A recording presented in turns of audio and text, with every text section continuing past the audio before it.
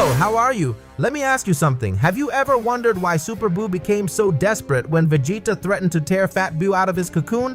A lot of people believe that he was afraid because he would become weak again by returning to his original form. But the truth is that this wasn't the real reason at all. And in today's video, I'm going to explain exactly why.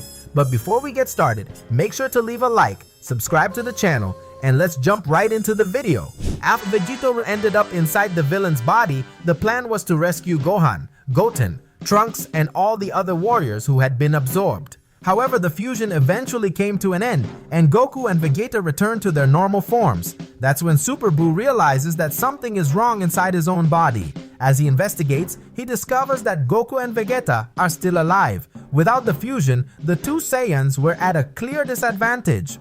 But at that moment, Vegeta notices that Super Buu was taking special care of the cocoon where Fat Buu was being held, so he begins threatening the villain, and it is at that exact moment that Super Buu falls into complete despair. The anime gives the impression that he was afraid because he would lose part of his power.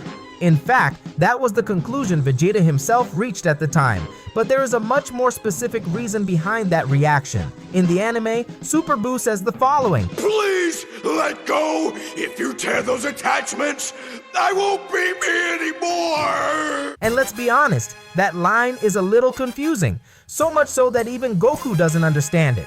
How can Fat Buu be the essence of Super Buu? And more importantly, why does he say that he will disappear? After all, Vegeta actually tears the cocoon away, and Super Buu doesn't disappear. So what was the real meaning behind that statement? The answer becomes much clearer when we analyze the manga. There, the dialogue is different. Do you see the difference? Now everything makes much more sense. Super Buu's real fear was not losing power. What he truly feared was losing his personality, his consciousness, and his identity. In other words, he was afraid of reverting to Kid Buu's mental state. That's why he says he would no longer be himself. To Super Buu, returning to that form would be practically the same as dying. After all, his personality would cease to exist. And when we look at what happens afterward, we can see that this interpretation is correct. After Fat Buu is removed, Super Buu regresses and eventually transforms into Kid Buu. And Kid Buu is completely different. He doesn't possess Super Buu's intelligence. He doesn't possess his elaborate plans. He doesn't possess his strategic thinking. Remember that Super Buu managed to plan Gohan's absorption before the Saiyan even returned to Earth. Everything was carefully calculated. Kid Buu, on the other hand, does none of that. He acts like a destructive force of nature. He is impulsive, irrational, and only thinks about destruction.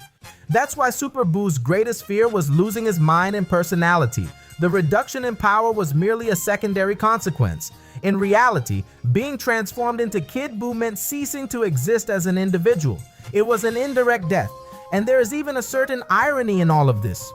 Although Kid Buu is extremely dangerous, he is also more vulnerable than many people realize. In fact, Vegeta himself celebrates when he realizes that Super Saiyan 3 Goku would have a good chance of defeating him if he could gather enough energy.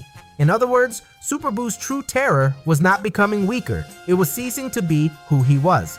But what about you? Had you ever noticed this detail in the story? Let me know in the comments because I want to hear your opinion. If you enjoyed the video, don't forget to leave a like and share it with that friend who is also passionate about Dragon Ball. Thank you so much for watching all the way to the end. A big thank you.